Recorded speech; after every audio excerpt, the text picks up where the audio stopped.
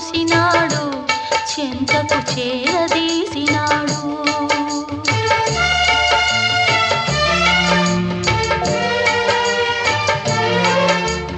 అభమో శుభమో తెలియని లేడి అతనిని నమ్మింది, తన హృదయం పరిచింది.